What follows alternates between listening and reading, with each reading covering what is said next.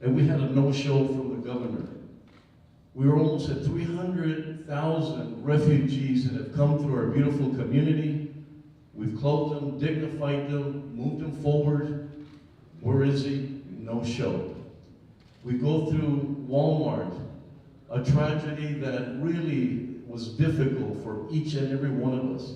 You know, every day I wear my Healing Garden pin in honor, and we'll be hearing from Ms. Garcia Jessica, the beautiful wife of Memo, who we all know. There's two names you don't have to say the last name, Beto and Memo, right? You don't have to say anything else. So as I said, you know, we need to really move quick. We're isolated, we don't get the attention, and we need to move quick when something happens. Whatever crisis comes up, we need to move fast. And little by little, the governor felt that taking away our authority as local government was something that was good for him and good for Texas, but not in any way good for us. You know, Beto will fight for things that seem insignificant. You know, he curbs the medical health, Medicaid was so easy. I mean, what is so difficult than expanding Medicaid? What makes it so difficult to feel in your heart that people are in a very difficult situation? You know, we don't have the right insurance and accessibility, and we cannot do it unless a governor stands up for us. And we have a person right now that can do that, and can do that in a very genuine. We've already seen how he is. We know about his passion. We need him as our governor. I need him as our governor. Really.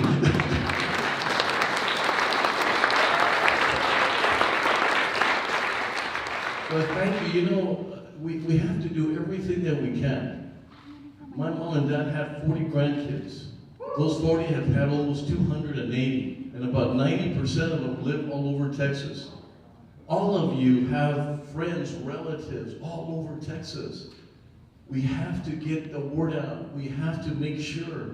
I can tell you that if Beto, I know he's going to win, but if he doesn't win, it's going to be on us. I can tell you, it's going to be on us, not on him.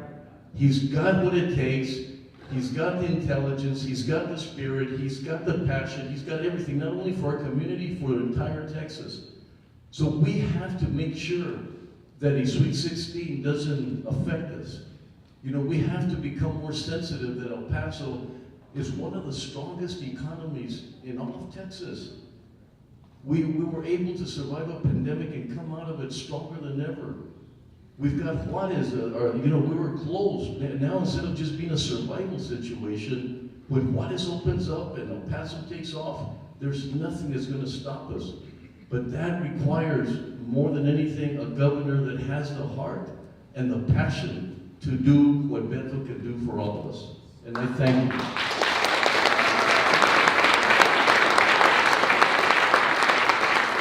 Beto, I really thank you for everything you've done for our community. It's a privilege. I can tell you my commitment is to make sure I work on those 254 county judges to make sure that they understand. You know, Richard Cortez and Hidalgo County and all the border areas suffered tremendously, more so than any community, because they did not have the support of the governor. So now what I'd like to do is someone that just had a beautiful discussion with Jessica Garcia, the wife of Memo Garcia, who just tells me so much about the man, Beto.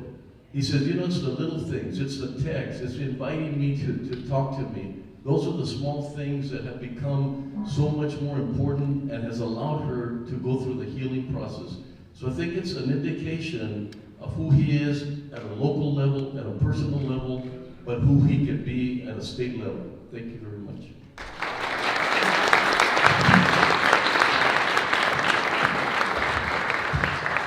Good afternoon.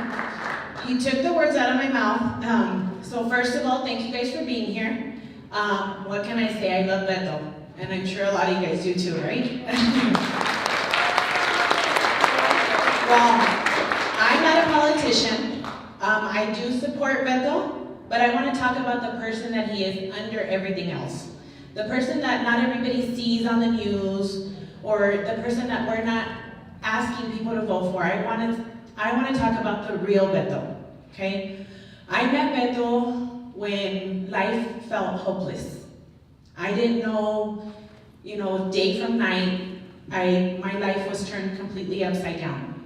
And I got a lot of public support, a lot of it. Hey, if you ever need anything, I'm here for you, you and the kids, But as time passes, that dies out. And the only one that I could really say has been there the whole time has been Beto.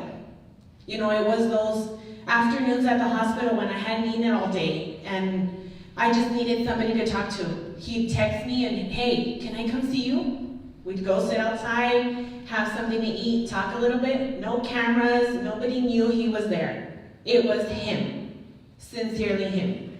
It was the text once in a while, and I'll text him out of the blue sometimes too. I sent him a text not that long ago, and I just said, I believe in you. God put you in this position for a reason, and I believe that you're going to do the right thing. Take time for yourself, pray, and have faith in the people that believe in you. So it is very important for us to show the support that Beto has showed, all of us.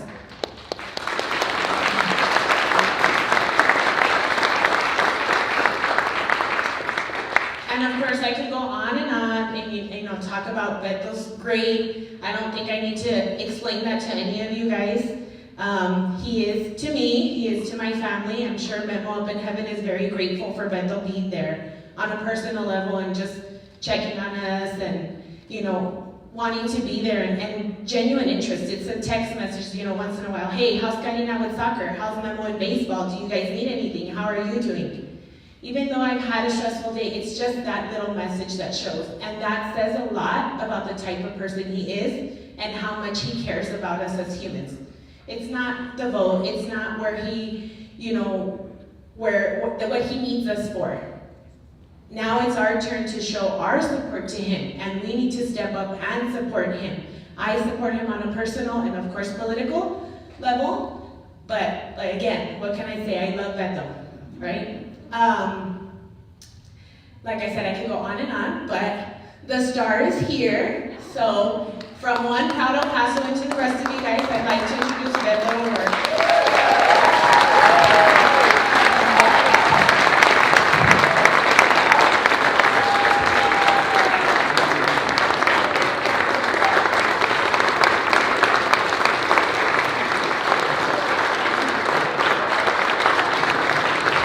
Thank you all very much for being here. Thank you so much. Thank you all. Hey, this feels really good to be with you all and to be with some people who are real heroes to me and exemplify the public service, the courage, the leadership that we want to see more of in El Paso, more of in Texas, and more of in this country. I want to address something that I think is on everyone's mind. It was tough enough for you, Beto, to take on a sitting Republican governor in a state that last elected a Democrat to that position in 1990. Now you want to hold a town hall while the Final Four is taking place on a Saturday. What are you thinking? Here's my logic. We already won this stuff in 1966. We've been there, we've done that. Now we can focus on the future going forward. So, shout out to the Texas Western Miners from '66. So Amy, who's with us up here right now, and our 3 kids joined us for their last week of spring break. Every kid's dream spring break, right? Traveling Texas with their dad, giving the same speech in the same, kind of place every night. Henry, our youngest, was giving me some constructive feedback and criticism. He's like, Dad, you go on a little bit long. You could shorten that speech a little bit. Here are the key points I think you're trying to make. You should just start with those, and that's it. But it was really good to be with them. And we were going to places, as the judge said, you get a lot of attention in Austin, and in Dallas, and Houston, and Fort Worth, and San Antonio, and even the Rio Grande Valley nowadays.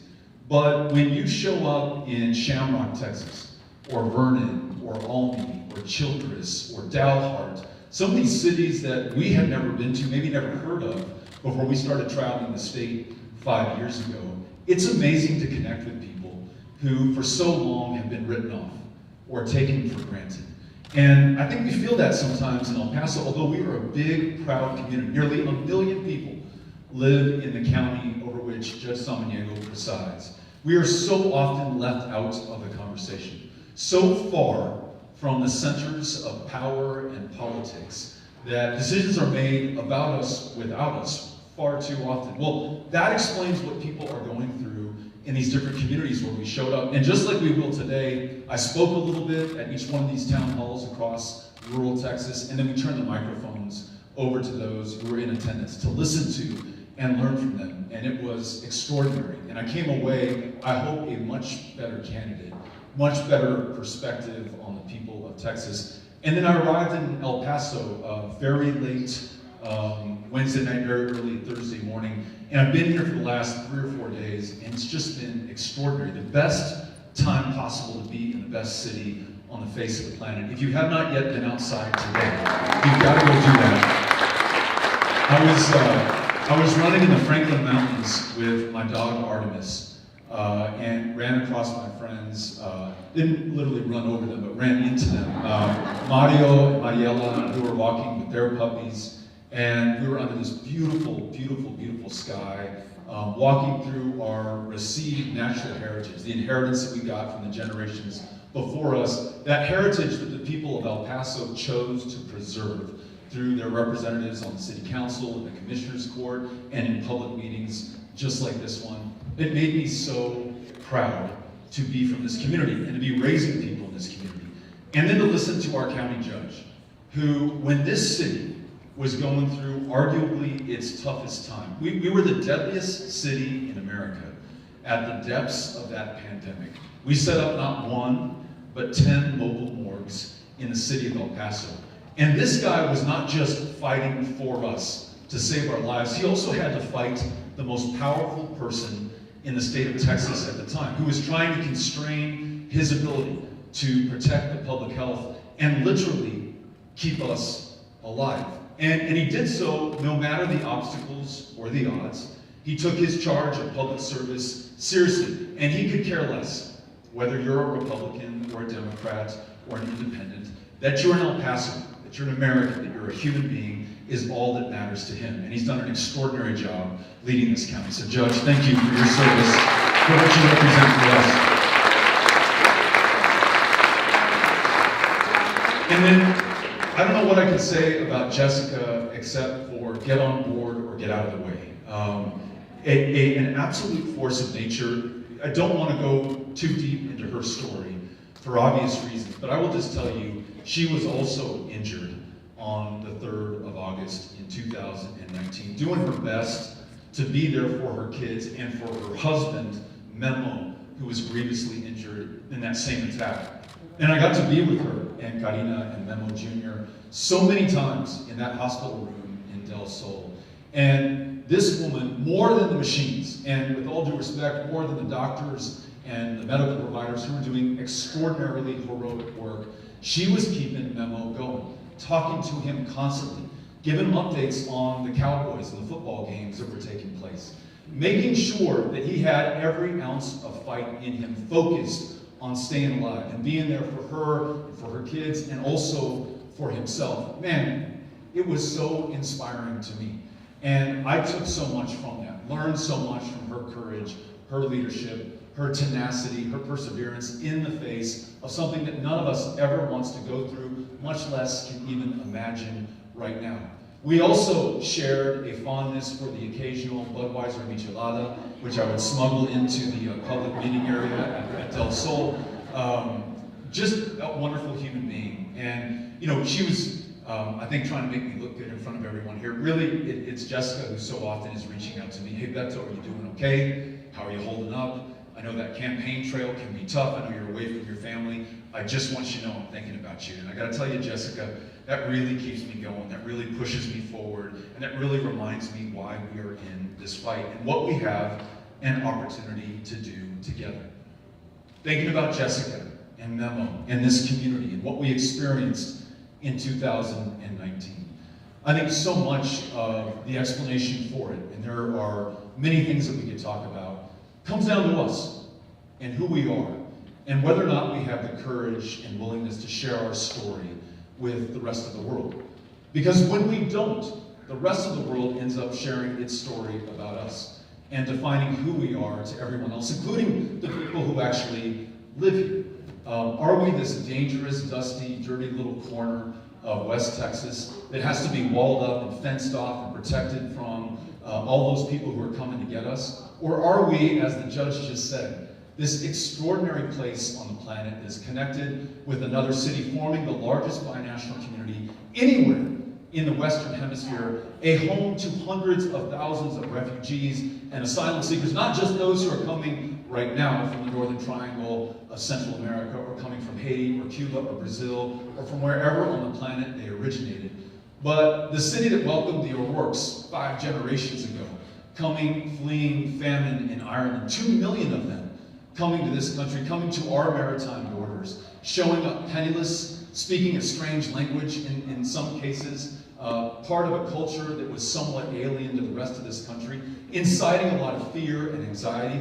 Those O'Rourke's found a home right here in El Paso, Texas. And I would like to think, whether it is the Lebanese community, the Nigerian community, the Mexican community, those from all over the planet who have chosen us, I know that they have made us better by their very presence, stronger and yes, safer, one of the safest cities in the United States of America today.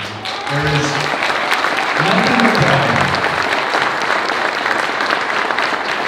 nothing but pride that I have for this community and what we represent, not just to ourselves, but to this country and to this state at this moment. And I'm so grateful that I can share Jessica's story and Judge Samaniego's story and the story of El Paso around the state of Texas, because I think it is so instructive for the big things that we want to do together right now. And let me lay a few of those on you. And then again, I'm going to turn the microphone over to you and have a chance to listen to you as well. So as I travel the state, listening to people here in El Paso, or in Deep East Texas, which is as far away as you can be geographically and maybe even culturally, and still be in the same state. When I go to the Rio Grande Valley, Central Texas, the big cities, the small towns that I just described about, there are 3 things that seem to unify us, that we hold in common, that we actually want Texas to be able to do right now. The first is that we want to make sure that the best jobs that are being created in America are found right here in the state of Texas. All of us want to be able to earn a living wage, to work a job that provides purpose and function in our lives. You want to know that you're essential, that but for you, this thing might not be able to happen, or it wouldn't be as good as it is without your presence. That's what we all crave. That is just human nature. And for some of us, we've been lucky in our lives that we found that. For far too many in this state, it's missing. 4 out of 10 working Texans do not make a living wage in this state. And what that means is that they're working a second job or a 3rd shift. It means they're on public assistance. It means they're sleeping in a shelter tonight, or maybe out there on the streets. Even veterans who put their lives on the line for this country, willing to lose them in service to America, find themselves in this same position. And that is despite the best efforts of our county judge, who's been fighting for those veterans every single day that he's been in office, and even before that. We've got to do better, right? But in a state where the minimum wage is $7.25 an hour still, in a state where women are earning a fraction of what men make for doing the same job, providing the same value in the workplace, in a state where you do not have universal all-day pre-K, and so many parents are at home with their young kids who should be receiving education at that early age, beginning to learn how to read, and those parents free to continue their education, work their jobs, start a business, do whatever they were placed on this planet to do in the first place, they're unable to. We lose $9 billion a year in lost economic opportunity in the state of Texas because we do not have daycare and childcare and preschool for everyone who wants to use it, regardless of their income or their zip code. We need to change that. We also have a challenge in that we don't have the unions and the organized labor that not only fights for better wages and improved working conditions and safety, not just for members, but for everyone in the public, but also provides the necessary training, instruction, and education that allow us to fulfill our true potential. I was at an IBEW hall just last week, and Amy and Henry were with me, and we got to meet these amazing electricians who, most of them were in the 5th year of their apprenticeship. So they've been working for 5 years as an electrician while they learn how to become a better electrician every year. And one of these young guys, Tony, told Amy and me, he said, Beto, you keep talking about a job. This is a career for me. When I get up in the morning, I cannot wait to go into work. I cannot wait to come down to this union hall and learn how I can become a better electrician. And yes, after 5 years, I'm making $60,000 at a minimum, and it only climbs from there. But I have that purpose in my life that I have been missing before, and I'm learning every day, and I'm getting better. And we could just see the excitement coming off of this guy. And it was infectious, and I don't know that Henry's not going to become an electrician in a few years going forward. But what I also know is that more people need that chance. And whether it's an electrician or a steel worker or a plumber or somebody who's a communications expert with CWA, we've got to create more of these union jobs in the state of Texas so that we have the higher pay, so that we have the education, so that we have the pride and purpose and function in our lives that's missing so far, and so that when we create jobs in Texas, they are high-paying jobs of high value with high skill. So that's one thing I think most of us can agree on, right? Great jobs in the state of Texas. Second thing, our 3 kids are at El Paso High, Wiggs Middle School, and Mesita Elementary. It's a very long Monday morning drop-off routine. We've got to do all 3 schools. But we understand as parents, and in my case as someone who went to Mesita Elementary and then El Paso High for a little while, the value of public education. Yes, it is learning to read and to write and to add up numbers, but at a time that our democracy is under the greatest attack that we have ever seen, at least in our lifetimes, this is one of the last places where Americans come together, regardless of race, ethnicity, gender, income, zip code, any of that stuff, any of those differences over which they would otherwise try to divide us, and understand the basics of being civil to one another, and working in common and finding purpose in what they're doing, and seeing the other not as the enemy, but as your colleague, as your classmate, as a person with whom you're going to collaborate. It is the very foundation of a successful democracy, the thing that we're hoping that we grow up into, right? Making sure that whether you're a Republican and I'm a Democrat, we can still find that common ground. And you're not my enemy, because you're my fellow American. And I may not be able to get to my vision of perfection, but if I'm willing to accept good, meaning a consensus between what you want and what I want, your version of perfect and my version of perfect, it's better than what we have right now. I love that, and that's what we learn in that classroom. And those school teachers and counselors and nurses, the cafeteria workers, the school bus drivers, everyone who makes public ed possible is allowing this democracy to survive so far, this attack that we're seeing. But those very teachers are under attack right now in the state. Not the least of which is that we're not paying them a living wage. Half of teachers in Texas work a second job or a third job to continue. They're also required to perform to this STAR test, this high stakes, high pressure, standardized test that in no way, I think, effectively measures the true potential of those kids in that classroom or the performance of a teacher who might be going up against some really serious odds like 2 years of a pandemic that have killed 80,000 Texans, that may have taken the lives of the grandparents of those kids in that classroom, that may have forced their parents out of a job. Those kids are going through some serious stuff right now. And that teacher might literally be the lifeline, literally keeping those kids alive. And we know from listening to teachers and people in the classroom and mental health care professionals that kids are living through extraordinary pressure and trauma right now. And so what we need to be doing is not pushing them out of the profession, and they're leaving by the thousands right now. We need to be paying them enough, at $7,500 more as a baseline per year, which gets them up to the national average. We need to replace the STAR test with something that's more diagnostic in nature, that ensures that we're getting resources where they're needed. We're helping the kids who might need a little more instruction or a different kind of teaching methodology. Right now, our standardized testing is so punitive. And so many teachers that I listen to say, Beto, instead of doing the thing I was called to do in the first place, I find myself helping my kids practice for this standardized test. That's kind of like my one function in the classroom right now. And that's not why I got into this. That might explain why so many are leaving right now. If we're willing to do this, I know that we can turn around our system of public ed in Texas, because despite how amazingly smart our kids are, and they're really smart here in Texas, and how caring their parents are, and how hardworking those teachers in the classroom are, we're performing at the bottom nationally, academically. Every one of our peer states, from California to Florida, from North Carolina to New York and Illinois, is on the rise, while Texas is on the decline. In the average fourth grade classroom in this state, 7 out of 10 fourth graders cannot read at grade level. And it makes it that much harder for them to graduate from high school, or pursue post-secondary education, or live to their true potential, or fulfill their promise in their lives. So my bet is that if we make public ed the #1 priority, fund it accordingly, treat the teachers as the professionals that they are with the respect that they deserve, we're going to have a much better outcome, and Texas will lead the nation in public ed. So that's issue number 2, great schools.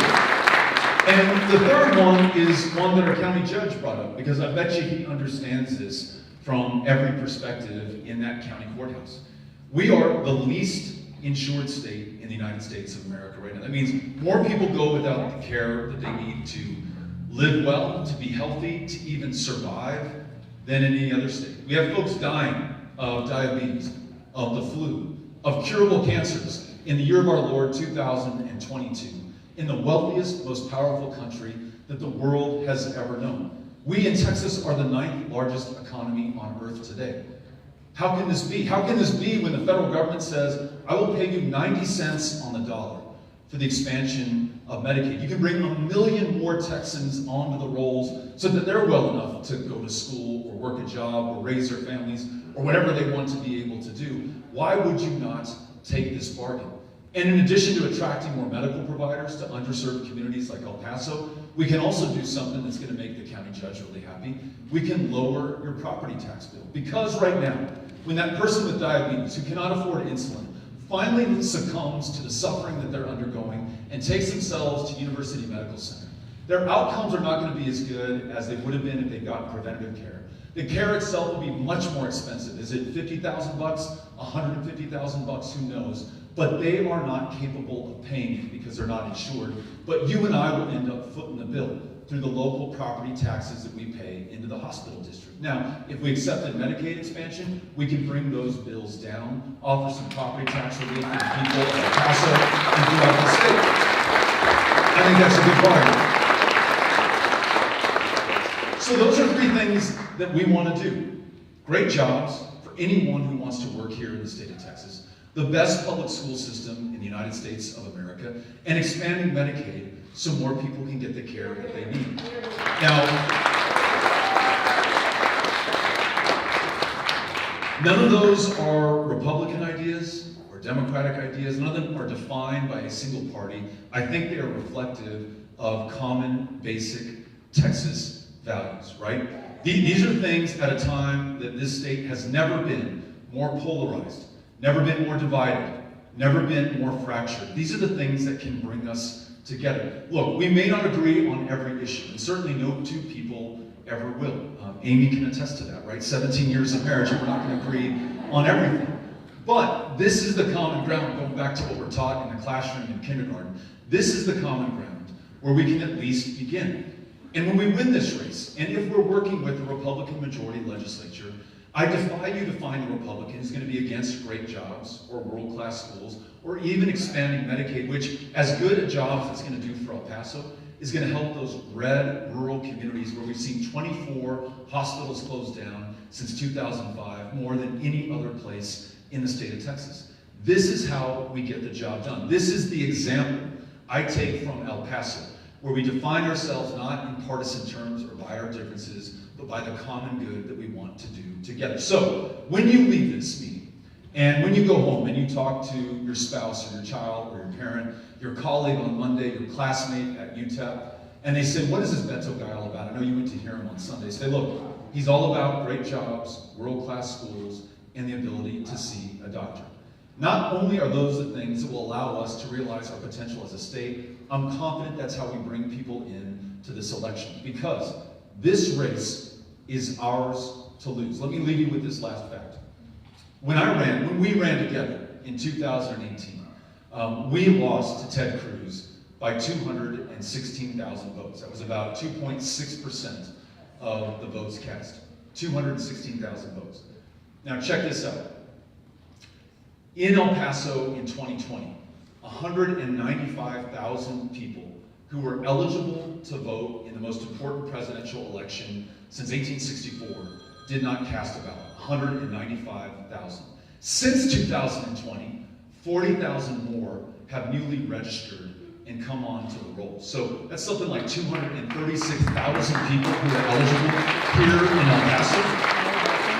We are just one of the 254 counties in this state, and we have enough votes to make up the gap by which we lost in 2018. The margin of victory is right here in El Paso, Texas. So, this one's on us. No one's riding to the rescue. No one's going to deliver it for us. If we're willing to get out there and listen to and talk with our fellow El Pasoans at their doors, over the phone, however you want to volunteer, I promise you, we will win this race. The judge said it himself. We have everything we need to make this happen. The only question is whether there are going to be enough people who will do enough of the work to bring it to pass. And if we do, not only do we achieve those three big things, we get past the pettiness, the cruelty, the incompetence, the corruption that defines so much of the leadership of this state right now at this moment.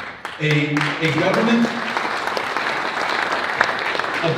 that would ban reproductive health care for women will be replaced by one that trusts every woman to make her own decisions about her own body every single time. A state government right now, a state government that wants you to turn into parents of transgender kids to prosecute them for child abuse is going to be replaced by one that is going to fix child protective services and look out for the 30,000 kids in our foster care system and make sure they have a real champion at the end of the day. And lastly, a state government and a government that has made Texas the hardest place in America in which to vote, in which to register, in which to participate in our politics is going to be replaced by one that removes every obstacle for every eligible citizen. So Democrat, Republican alike, you are able to freely cast your ballot, ensure that your voice is counted, and that you can decide the outcome, not just of these elections, but the future of this state going forward. That's what we're going to do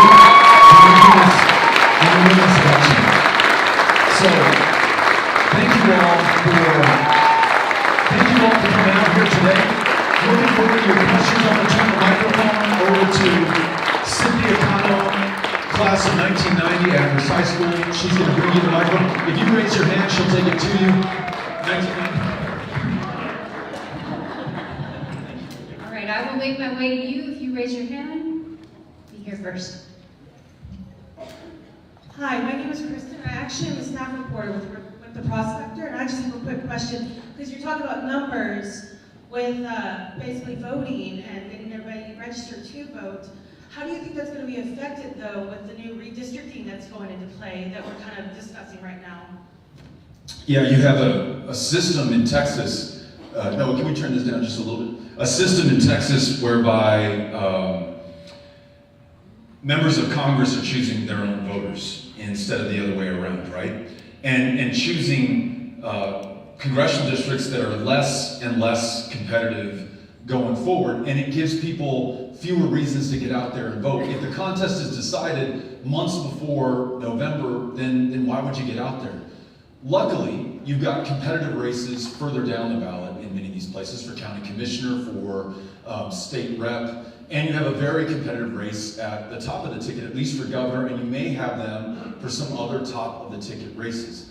And if you have a campaign that's willing to go literally to every part of the state and listen to everyone, you can bring the people in. And when that campaign has, as we do now, 59,000 volunteers who signed up to pick up a clipboard and knock on the doors of those voters and not write them off, not take them for granted, not assume that they're going to turn out just because they're eligible or registered, but give them a reason to do that in the first place. We can overcome those odds, but I don't want to minimize the threat that we're under, because when you compound these gerrymandered districts with 700 polling place closures across the state of Texas, one ballot drop-off box per county in the midst of a pandemic, the most onerous voter ID laws in the country.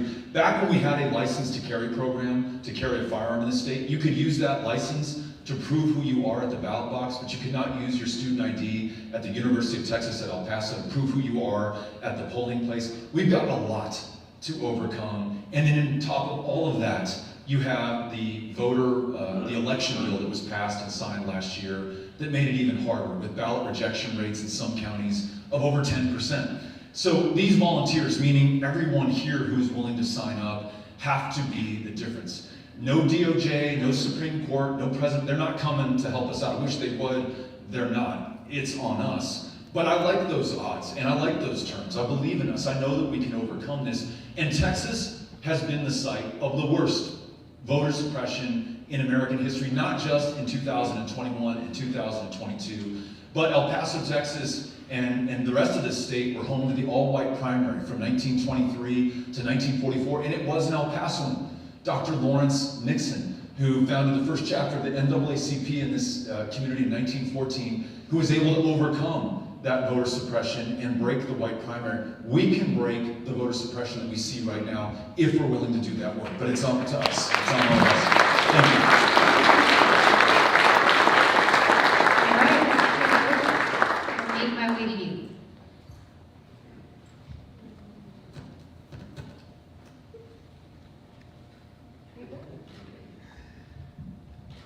Hi, do you recognize me? Hey, yes, from Alameda Street. Yes. Indigenous Association. Yes. Yes. Yeah. Yeah. When TechStop was rebuilding Alameda Street, you got in touch with me when I was on the city council, and we would meet in your business.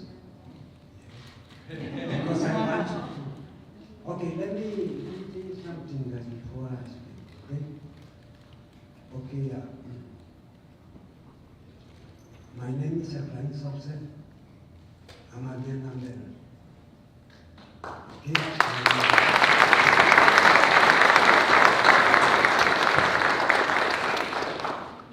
I like this guy now because he's almost like me. You know? Okay, one time I was at the VA, and this veteran, he was asking for his pills, okay, medication. So he started throwing elbows. He started throwing elbows all the way. I did that when I came from Vietnam. So he knocked out my whole teeth. So the air, you know, goes or places sometimes you guys don't understand. Okay, now the securities, because I'm a kind of popular over there at the VA, I was in charge of just 275,000 troopers that are gonna put them back to the VA because I'm gonna open my own business again, my own business. Okay, so the security guards, they knocked him to the floor. And then when he came back from the flashback, he said, "Here, I hit you, sir." "No, you didn't hit me." "But you got blood, in you." "No, I didn't like it, but they hit me." I said, "Are you sure I didn't hit you?"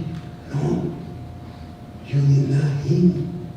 I hit a lot of people when I had the flashbacks when I was in Vietnam, but you hit me." And then the securities from Mr. Salcedo, "Do you want us to take him to jail?" I said, "No. Listen, let him go. Go for the doctor. Put him in jail. The doctor, not him."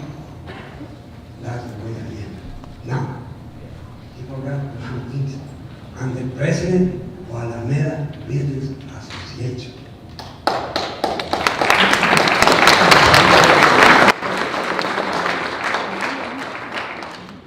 And I want you to write this down. There's not gonna be no more for people in El Paso, Texas, in 5 years. It's gonna come from my business. The money's gonna come from my business, like in the 90s and early 2000s. On my business. Write it down. If you ever put people, call me. You can call me a liar, whatever. Now, they get people to voting. See, when I was there a long time ago, they give us 1 penny on the dollar. 1 penny. When we push it, with all the politicians at that time, they were afraid. Why? Because they were riding good cars and everything. They were afraid of the politicians over there. I'm not afraid of nobody. Nobody. And I'm gonna see, especially Kamala, because Latinos were listening. They don't see us.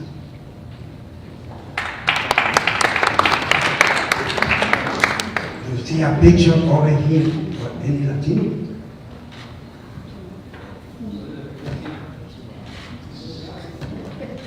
Okay, the people with business who didn't get the PPP, the business, the pay protection program, which is better, it was a slap for my poor people. I will defend my people. I need to go back to people. So, if you got, let's say 3, with the taxes W2s, or you are a contractor, or subcontractor, something like that, they are pushing it to people. So, and I don't like that. Okay, hold on. You can call me anytime. You have business. My phone number is a public phone number. 915-630-1286. And I check your income tax. And now the least that I can get you, that's $75,000 to $1,625. And now I'm a mercenary. Okay, so I'm not gonna charge you a penny. Get my phone number. I got more than 80 calls a day. I return all the calls. Thank you, Mr. Salcedo. Thank you. Yes, sir. Yes, sir. All right, next question. Thank you. Let's see, if you raise your hand, I will come to you right over here. I'll tell you, as we're getting the microphone to this next person, when I first met Mr. Salcedo, not only was he running the Alameda Business Association and running his own business, but I mentioned that TxDOT was rebuilding Alameda Street, and it was functionally preventing any business from getting the customers they needed. People literally could not drive up to the businesses, they couldn't use the sidewalks. This guy out of his own pocket was keeping those businesses alive, paying their rents, making sure that they did not go out of business. So, really good guy. Served his country in Vietnam. Amazing human being. Thank you, Mr. Salcedo. Thank you. Every month.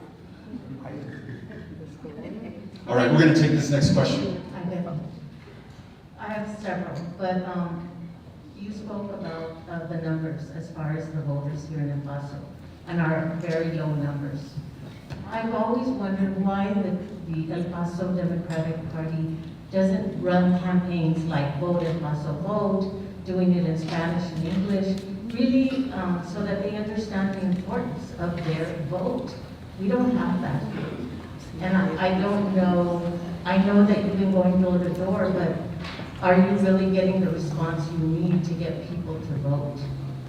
It's a good question, and I'll tell you what, we did something like this in 2018, and we would not only go to the contested counties, you know, Collin County and Denton County, North Texas, that were supposed to be trending blue or at least purple. Not only did we go to the really deep red counties like King County, which voted for Donald Trump 96% in the 2016 election, but we would talk to voters in El Paso County and in Hidalgo County and in Bexar County, the kind of places that Democrats, frankly, to your point, had taken voters for granted. You voted for Democrats before, you're gonna vote for Democrats again. You're Mexican American, we got you in the bag. If the great sin of Republicans in the modern age was trying to disenfranchise voters of color, the sin committed by Democrats was to take those same voters for granted. And so to your point, if we were willing to show up for people and assume nothing, I have to earn your vote. I don't get it just because I'm a Democrat, just because I'm from El Paso. I've got to listen to you, and that's why we're doing this town hall here, and I've got to work for it. I will tell you, we have representatives from the El Paso County Democratic Party today. I think in years past, we had some problems in taking voters here for granted. This new generation of leadership is really getting after it, and they just announced yesterday that El Paso will be home to the 2024 State Democratic Convention right here in the city. So we're really excited about them and what they're doing.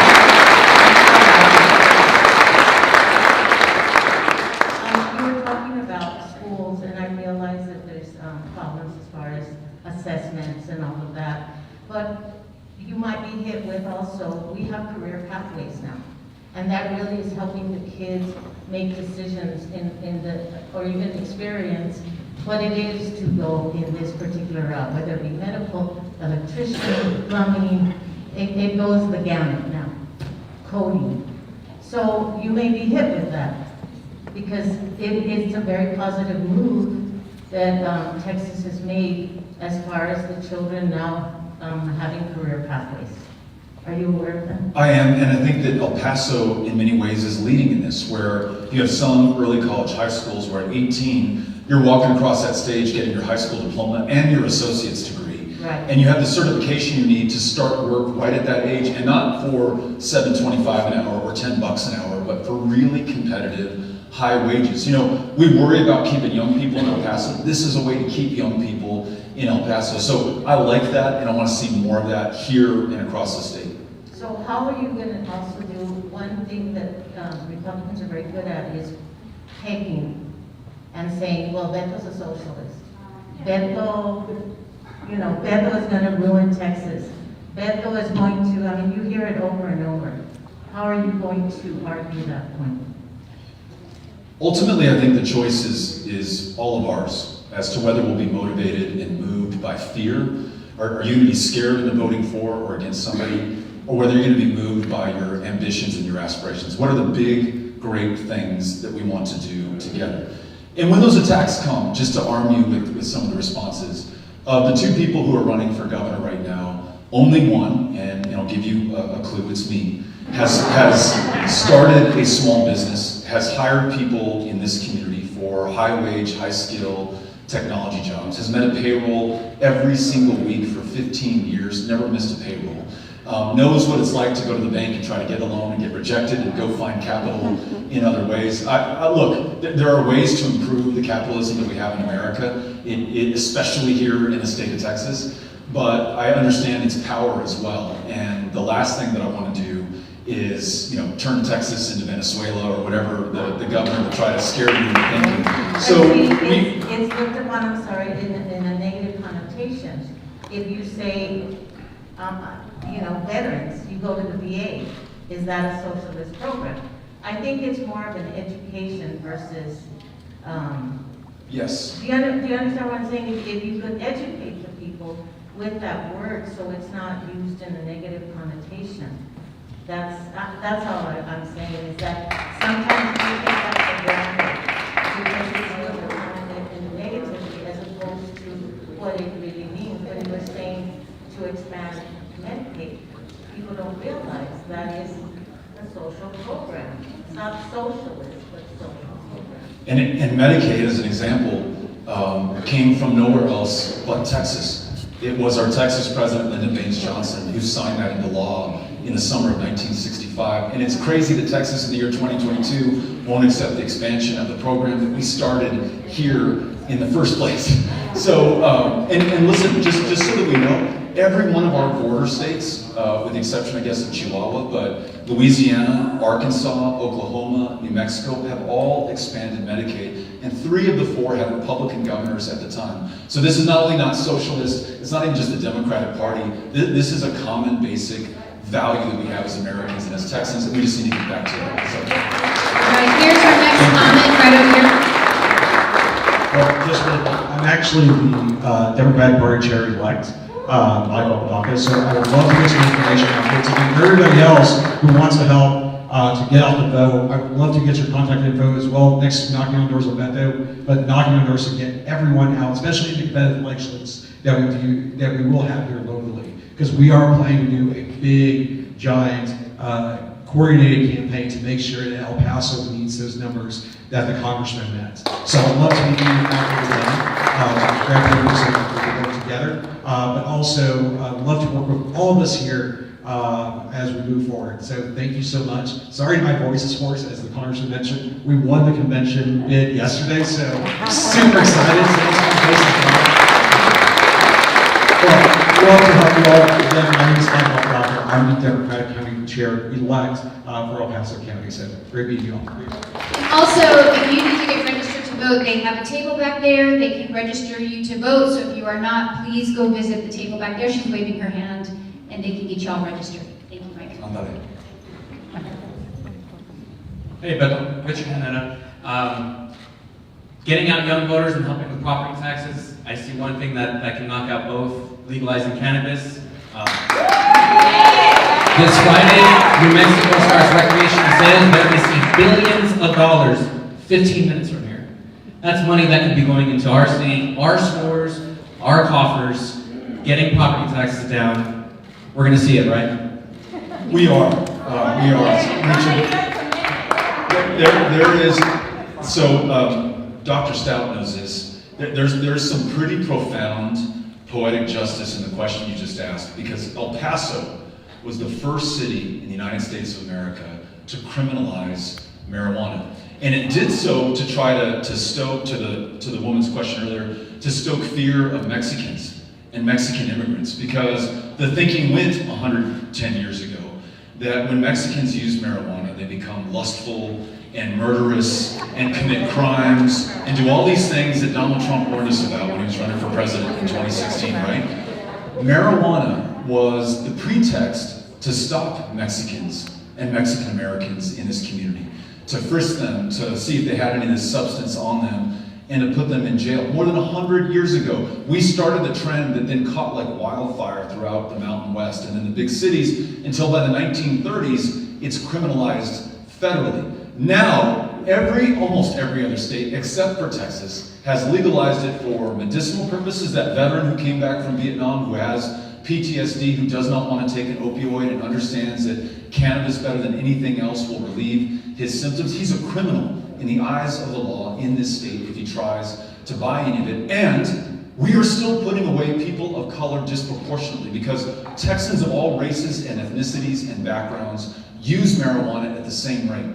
But only some, typically black and brown, are stopped, frisked, incarcerated, upon release, have to check a box saying they've got that conviction, which makes it harder to get a job or get a student loan. We spend, all of us together, $500 million a year locking people up for possession of the substance. And to the gentleman's point, we lose, conservatively speaking, about $500 million a year in revenue if we were to tax it the same way that other states tax legal cannabis there. Now listen, this should go without saying, but I'm just going to say it as the father of a 15 and a 13 and 11-year-old. I am not advocating that anybody use marijuana. I'm especially not advocating that young people use marijuana. We know that when a young person uses marijuana, from the medical evidence that we have, it's not good for their brain, which is still developing at the time. But right now, with marijuana being sold in the black market, one of the fastest growing markets for marijuana is on a middle school playground. Because drug dealers don't ID, they don't care about the consequences or implications, and when it's not regulated and controlled, we have no ability, really, to keep it out of the hands of our kids. I think legalizing it, regulating it, controlling its sale, not only do all the things that we just talked about, but we give ourselves a better chance of keeping it out of the hands, and out of the bloodstream, and out of the brains of those young kids. So that's why I support this. Anyhow, thank you for asking. Thank you. My name is Justin Keppel. I'm also, like a friend, a veteran, but I'm not going to ask a VA question. Additionally, I am a clinical psychologist practicing here in El Paso, and I'm not going to ask a mental health question. To get to be a psychologist, I had to get a bachelor's, a master's, and a doctorate degree. I'm going to be paying off student loans the rest of my life, which I accept at this point. And I'm not even going to ask a, education system the payment question. At the end of the day, I'm a father. And my daughter goes to Wiggs Middle School as well. I've seen you in the parent pool there before. The most concerning thing I've seen recently is the attempt to censor education, censor certain books. Almost promoting an American policy that sets this particular view that certain people want to perpetuate to kind of block our children from learning the true history, which I am very concerned about, because if we don't learn from our history, we are doomed to repeat it. So I'd like to speak a little bit on your plan as governor, what to do about that. Oh, great question.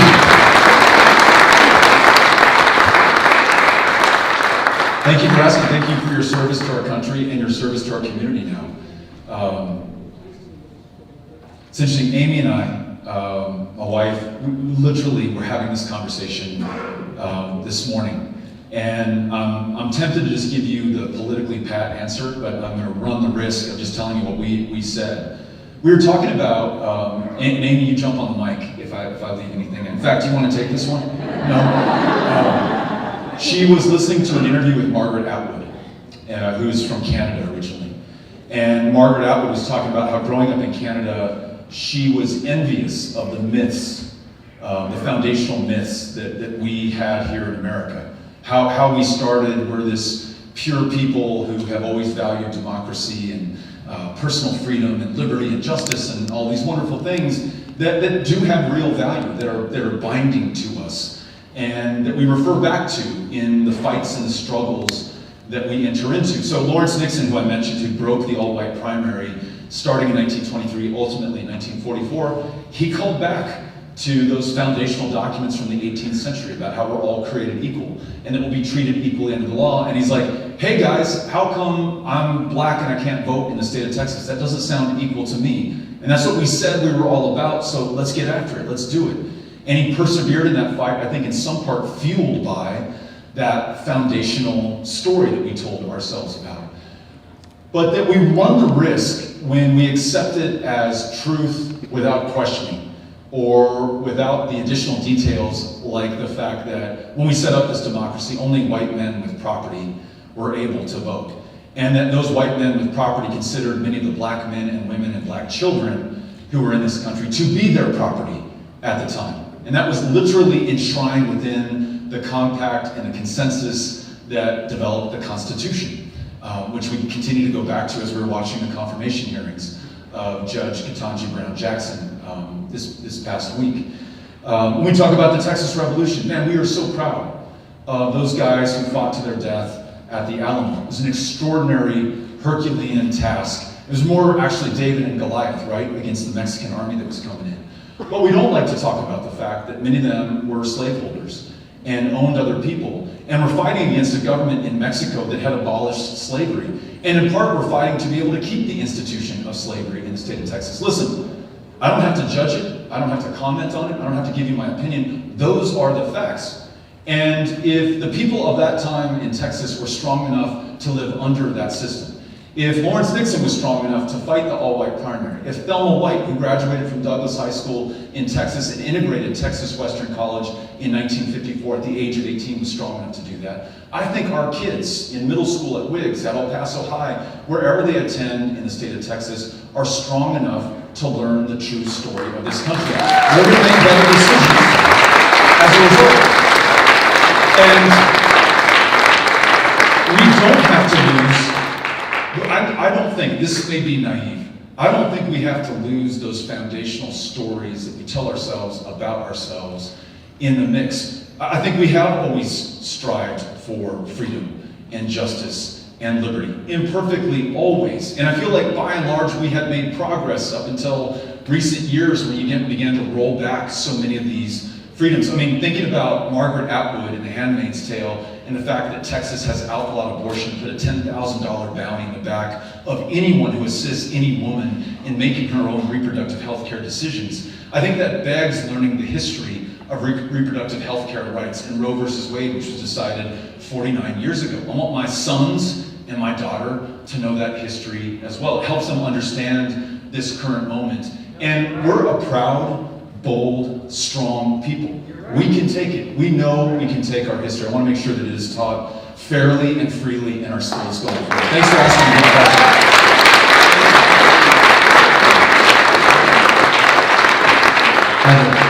Hi, thank you. It's great to connect, and I just wanted to let you know that my Irish ancestor came to the United States in 1758. Her name was Catherine Gaffney, so I definitely understand that. We're probably related.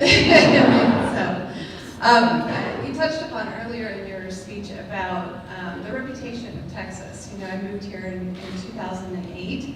I thought, like many people across the world, that it was sort of backwoods and hick and all of these stereotypes. And what I found as I've lived here all this time is that it's filled with amazing people.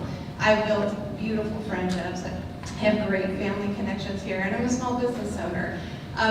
What is your plan for really helping the rest of the United States as well as the world see us in a different light, really see what we're actually about here? Yeah.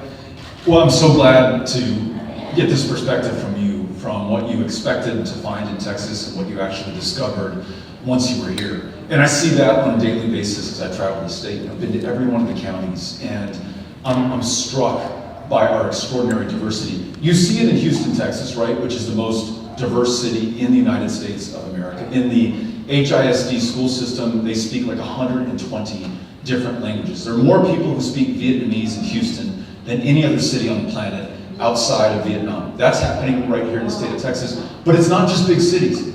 All too often, we use rural and white as synonyms. Rural Texas is white Texas. It is not. I can tell you from visiting rural Texas. Rural Texas is Anglo, but it's Mexican American. It is South Asian. It is African American. It is incredibly diverse. And that diversity and the genius that comes from it, out of many, one, the fact that we are people from the planet over who have chosen Texas and made it better by our very presence, and have extraordinary ideas and creativity. We're creating jobs, we're creating art, we're creating political movements. All of that should be reflected in our leadership.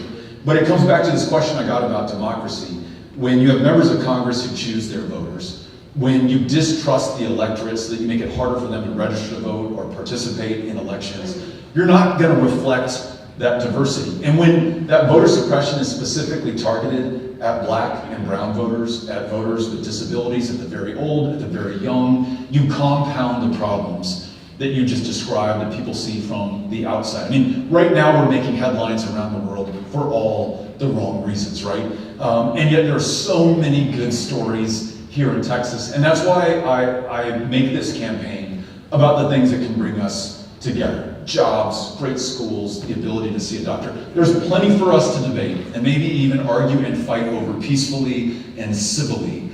But let's start with the things that we can actually do and make some headlines for some good reasons going forward. And then I'm confident that on issues like reproductive health care, where I'm never going to try to argue you out of what you believe. That's a deeply held personal belief. I am going to try to find the common ground on an issue like that. And I'd say, look, you may define yourself as pro-life. I may say I am pro-choice.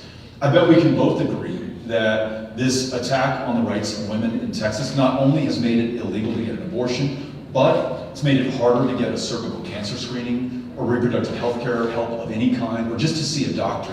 And it has exacerbated a problem that has made Texas a maternal mortality crisis center, and 3 times as deadly for black women. Nobody wants that, right?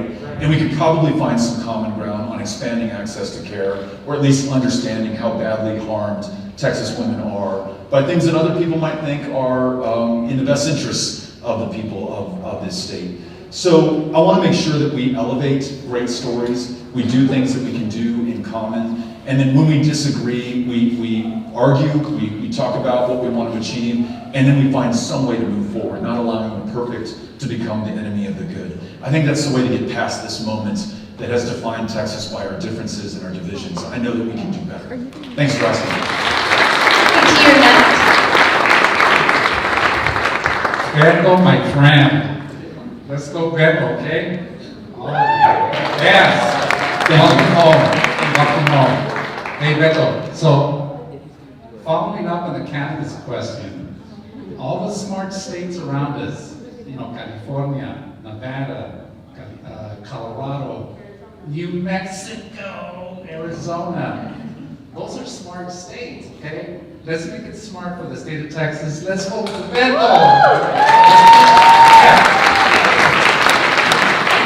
What are the tax revenues from the sale of pot going to do for property tax owners? Yeah, so I mentioned earlier, we would save $500 million on incarceration and arrest costs and the criminal justice involvement of those who've been arrested for possession of a substance. It's legal in all those states you just mentioned. Plus, we get another $500 million in tax revenue. That's $1 billion to the positive.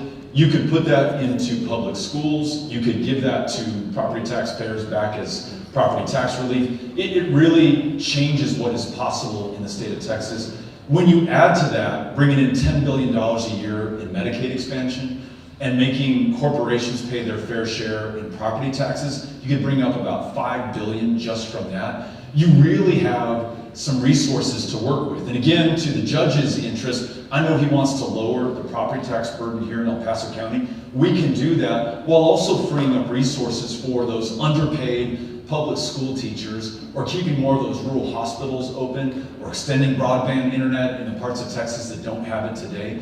There are so many things that we could do going forward if we just made the right choices right now, and then stop spending on the wrong ones. This current governor has spent $3 billion over the last year trying to make you afraid of us, of our connection with Mexico. $3 billion to build a section of a wall, to activate 10,000 members of the Guard, who are part of a solution in search of a problem. 4 of them, unfortunately, have taken their lives since this deployment began 5 months ago. They cannot do anything constitutionally to change the dynamic at the border. We should bring them home to their families, save the taxpayers some money in the bargain. There's a lot more that we could do if we made good decisions and changed our priorities to reflect those of the people of Texas. Thanks for asking. Appreciate it. We're all the way in the back in the middle, and although this is going to be our last question, we're going to stay afterwards, and we'll get a chance to say hi if you would like to stay afterwards.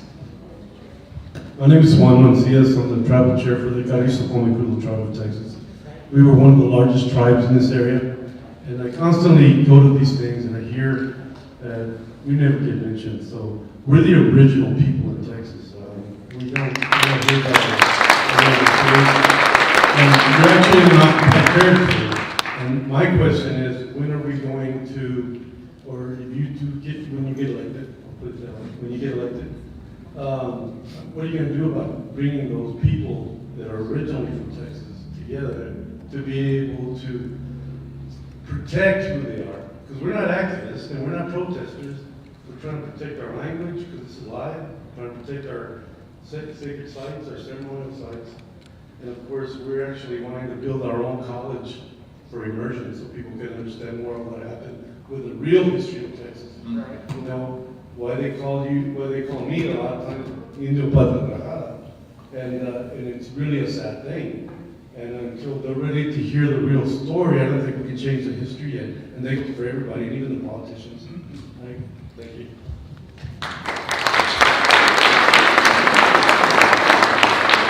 First of all, I really appreciate you being here and having the courage to say all this and to say, you know, if you're in a position of power and public trust, what are you going to do? Holding me accountable in front of the people that I want to serve. I want to tell you that I don't want to begin that conversation 7 months from now after this election. I'd love to have that conversation with you right now. And instead of me defining or describing the terms of how the state of Texas can do the right thing finally, I'd love to listen to you and be your partner in doing that. But I want to acknowledge as the truth what you just said. both in terms of being the original people, the lack of justice over the centuries since you first had European conquest and settlement in this area, and the ongoing indignity of the state of Texas not recognizing the rights of Native people here in the state of Texas. I'm very familiar with the Tiguas back from when I was on city council and in Congress, who are petitioning the state to be able to have the right to do what other nations are able to do all across this country. And in fact, what the state of Texas does when it comes to the kinds of enterprises that are legal here in the state of Texas for some, but not legal for others. I'd love to have a deeper understanding of those other outstanding issues, from language to higher education that you just described, and anything else that you want to make sure I'm aware of now as a candidate, so that we're ready to hit the ground running after November once we win. So thank you for being here, and I'm going to ask Cynthia to make sure that we have a chance to talk today before we leave. So make sure we do that. Okay. I want to thank everybody for making some time, for coming out here today. I especially want to thank Jessica and her children for being with us right now. I want to thank the judge for his leadership, his kind words as he introduced us. And I want to thank everyone for making some time while the Final Four was going on here today to be part of your government and to be part of this election. And I hope to sign up and to help us win this thing in November. Thank you all very much. Very grateful to you.